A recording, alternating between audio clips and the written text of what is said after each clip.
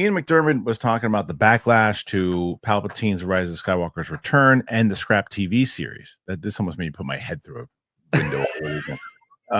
Star Wars franchise icon Ian McDiarmid reflects on the backlash to Palpatine's return in The Rise of Skywalker, shares some insights into the George Lucas Scrap TV series about the villain. Ian McDiarmid has now been playing Emperor Palpatine for 42 years. It was the mysterious big bad of the original Star Wars trilogy, and then a senator who rises to the ultimate position of power in the galaxy while corrupting Anakin in the prequels. Return of the Jedi killed the Emperor, and Revenge of the Sith wrapped up the story on how he became the monster we first met. The Empire Strikes Back. First met in Empire Strikes Back, excuse me. Fans thought that was it for the villain, but The Rise of Skywalker brought him back from the dead as a clone. In an interview with Variety, McDiarmid said it was very satisfying to learn he had a granddaughter in Daisy Ridley's Rey. However, no one explained how the Emperor managed to have children. And they still have. There was never any discussion of that. And it was up to me to work it out in my head. And everyone else. That's right. They still haven't figured it out. No one has. Except Darth Vader. Vader wrote it when he was burning.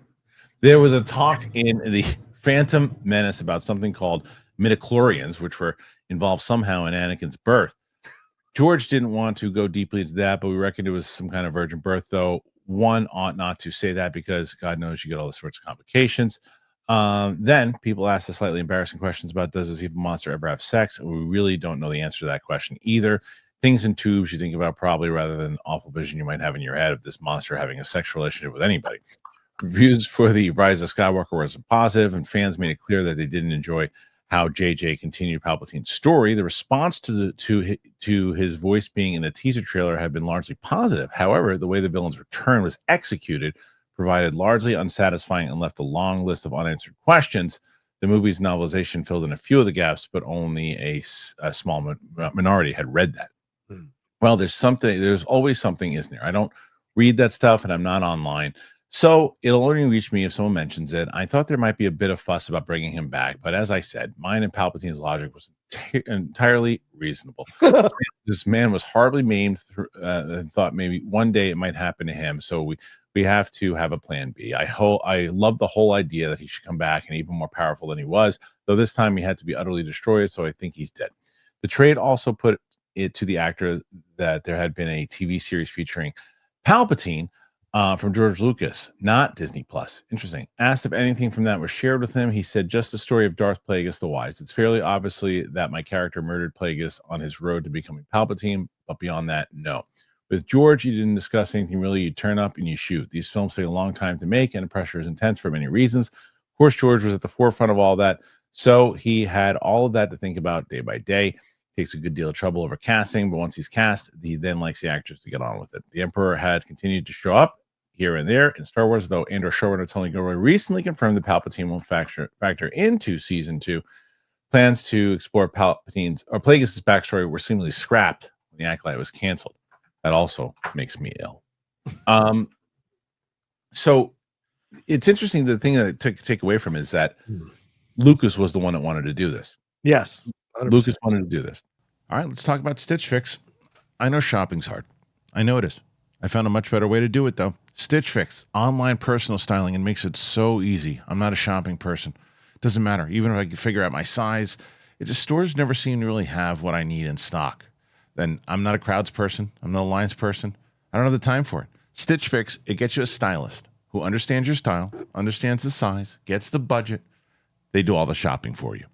So I just give my stylist the one that I have right now. I give them the size, I give them the style, I give the budget preferences. I order boxes when I want, how I want, no subscription required. And he just sends me for pieces, pluses, outfit recommendations, styling tips. It's awesome. I keep what works and then I send back the rest. It's very easy. There's no stores, there's no crowds, there's no stress. Just personalized looks that you're going to love.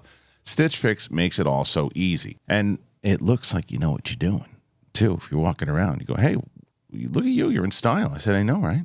And then I give Stitch Fix some props. Anyway, make style easy. Get started today at stitchfix.com/KHS. One more time, stitchfix.com/KHS. And it's infuriating. It's infuriating because, like, if you've read that novel, and I was for the longest time when we were doing Far, Far Away and Jedi Council, It's all I could talk about. People made a joke about how much I bring up the Darth Plagueis novel from James Luceno, and it is the biggest like mafia story. And I actually interviewed James Luceno and asked him about it. I said, "This is kind of like a mob story." He's like, "This is exactly what it's like."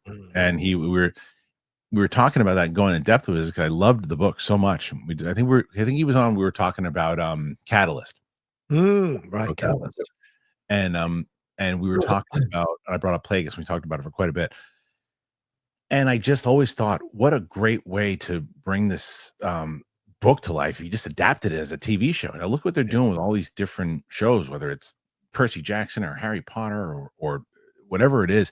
And they have the written stuff right in front of them. And you just saw a detailed thing like Andor. Well, you did, I did, the whole how detailed season 2 is, what you could do with this, because you can't do a $80 to $180 million movie about a villain, a Star Wars villain. Can you make a good one? Of course you can. Can you make it profitable? $180 million movie about a villain? It's going to be very, very hard to do. So you can damn well make a freaking miniseries out of it on a book that has already worked. Let's just do something completely different. And maybe we'll have Plagueis just peek behind a cave and wave at the end for some reason, and then we won't explore it ever again. Why? Well, because it got canceled. And it's like, it drives me crazy. Yeah, there's a lot in McDiarmid's comments, and God love him. Look, why? Ian is an actor. Like, you know what I'm saying? He's not here in the Star Wars chat rooms and like, what's the real reason for this or that? It's like, look, this is what the story is. So I had to come up with a reason for why I would do the things that it did and why this child was born. And so that's that. And the ridiculousness of it at some of his responses, but that he looks at it from a completely different perspective than would a Star Wars nerd or someone who's really trying to line everything up and whatever. Like, to him, it's like, look, this is what they handed me and this is what I did. I agree with you on the Plagueis thing. That was such a fumble ball at the end of the Acolyte that just is a heartbreaking thing when you look at that story and how much know the character. Yeah, he was like peeping around the corner. There's no one around him. Why is he peeping around the corner? I agree with you. Like George McFly in Back to the Future. But I think what was interesting in the whole comments is, like, from my mind, in my head, I go, like, if you had a a Palpatine miniseries, that would be interesting. You say maybe I can't sell a movie unless probably Darth Vader. I think you could do a $180 million Darth Vader movie that would make $1 billion. It was really good. Right. Vader's a good call. Yeah. But I think with Disney Plus, if you did a Palpatine series and you cast someone who looks like Ian McDiarmid a little bit, because you're not going to I always thought Tom Hiddleston would have been good, but he's a little too mainstream now. Yeah. That's a great point. It would be, to see him explore that and the Plagueis stuff and all that. I think that could be super interesting. Have you read the book, dude? No, I've never read the book. I've got to read the book. I know you would even do the audiobook if you have to, but like, okay, you would hear this and you'd be like, what are they doing? It's right. They right own there. It. It's right there. Yeah. You could make that. That would be, if you could get someone, not him, because he's not going to do all this stuff, but if you can get someone like a Tony Gilroy to showrun that thing, holy crap! And then you'll get the people who say there's not enough lightsabers and stuff in Andor. They'll be quiet because they'll see what you can do with this. You just adapt it. You can still, people will still, and that's the problem though. And this isn't just the Lucasfilm and a Disney thing. This is a studio thing. They think that any character that was involved in something that didn't do well means that people don't want to see it, right? Yeah. Oh, wait a minute. Oh, wait a minute. So Darth Plagueis was in the Acolyte? Oh, no one wants to see him. That's right. It's not true. And then in the same way that they're like, what was the other? There's something else that bombed recently. Oh, I can't remember. Something else bombed. Oh, yeah. Obi-Wan. When Obi-Wan didn't bomb. But what I mean is that Solo had bombed. Right. And Obi-Wan was supposed to be a movie. And they said, oh, no. No one wants to see Solo movies. Stop doing that. Stop doing that. No Boba Fett movies. Yeah. No Boba Fett movies. This recently just happened with the live action stuff for Disney, right? Snow White. Oh, no one wants to see live action. Right. Cancel Tangled. No one wants to see it anymore. Yeah. Meanwhile, you get Lion King, 1.4 billion, Cinderella, Crush. Do them right. Do them right. And it has nothing to do with the fact that nobody wants to see that. It's like, nobody wants to see shit. Right. Nobody wants to see shit. If you keep putting out shit, then no one's. But it's like no. They follow. It really is. The studio is the most accurate thing I've ever seen in my life. Yeah, I know the show. Yes, 100%. It's so accurate. Yeah. It's so accurate. This kind of